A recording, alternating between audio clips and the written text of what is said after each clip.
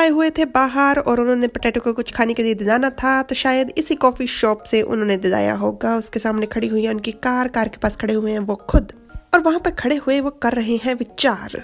मैंने एक चीज को कुछ ज्यादा ही हल्के में दे दिया। मैंने सोचा कि ये कोई बड़ी बात नहीं है, पर जैसे ही यहाँ पर लोग इकट्ठे होने लग गए, ये एक बड़ी समस्या बन गई। लोग इकट्ठे होने लग गए हैं, करने लग गए हैं बातें जिसे आम भाषा में चुगलियां में कहा जाता है, जिसकी शुरुआत अक्सर होती है हो से।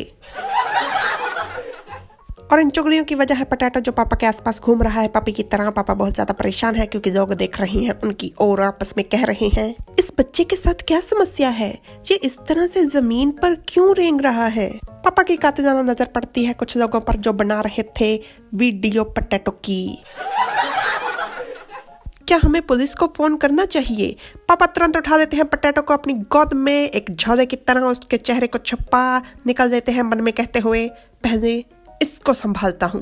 इस अचानक होने वाली कार्रवाई से पोटैटो हैरान था, परंतु पापा क्या आपको विश्वास है कि आप संभाल पाओगे? एक ऊंची जगह पर पोटैटो को पापा खड़े कर देते हैं। जैसे ही मैं अपने हाथ छोड़ूंगा तुम सीधा अपनी 2 टांगों पर खड़े होगे, ठीक है, समझ गए? पोटैटो हंसते हुए कहता है ओ, तो पापा उसे छोड़ देते हैं। पोटैटो ने बोला था झूठ पापा के मुंह पे, हंसते हुए वो भी। जैसे ही पापा ने हाथ छोड़े पोटैटो आ जाता है अपनी औकात पे, यानी कि पहले की तरह घुटनों के बल। मुझे पता था कि तुम नहीं समझोगे, पर कोई ना कोई और रास्ता जरूर होगा। पापा का ध्यान पड़ता है उनके पास जा रही 2 लेडीज, सभ्य संस्कारी लेडीज की तरफ। उन लेडीज के पास थी बग्गी और बग्गी में सोया हुआ था बालक कर रहा था सफर बग्गी में। तो पापा के मन में आता है विचार कि उस लेडी की तरह वो भी पोटैटो को एक बग्गी में लेकर घूम जाएंगे।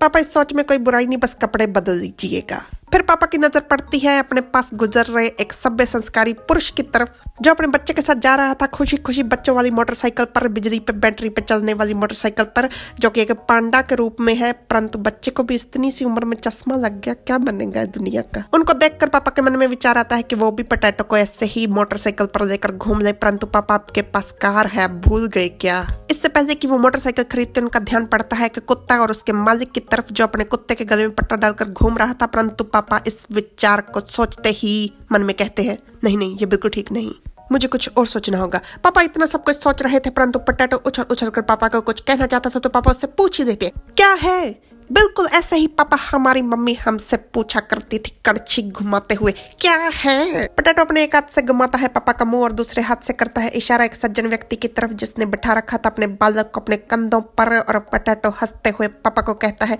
पोटैटो चाहता है कि पापा बिठाएं उसे कंधे पर, परंतु पापा सोच कर ही घबरा जाते हैं इस विचार को और पोटैटो को कर देते हैं इनकार। नहीं, बिल्कुल नहीं, सोचना भी मत इस बारे में। पापा को हो रही थी शर्मिंदगी महसूस इस विचार से ही, तो वो काम कैसे करेंगे, परंतु कट जाता है उनका चालान। ऐसे पब्लिक प्लेस पर स्मोकिंग करना है मना, जिस चालान पर हो रही है पापा को शर्मिंदगी। परंतु पोटैटो को इस बात से कोई फर्क नहीं पड़ रहा, वो बस खड़ा है चुपचाप पापा के पास। वैसे पापा एक तो धूम्रपान से सेहत खराब, ऊपर से उठाई शर्मिंदगी, इससे अच्छा होता कि पोटैटो को ही उठा देते। अब आते हैं असली मुद्दे की बात पर। जब हुई थी कहानी की शुरुआत, पापा अपनी गाड़ी के पास खड़े हुए सिगरेट पी रहे थे और पोटैटो खेल रहा था उनके आसपास। लोग जो उनकी तरफ देखकर बातें बना रहे थे, उंगलियां उठा रहे थे या फिर पुलिस को फोन लगा रहे थे, उसकी वजह पोटैटो की नहीं बल्कि पापा की हरकतें थी।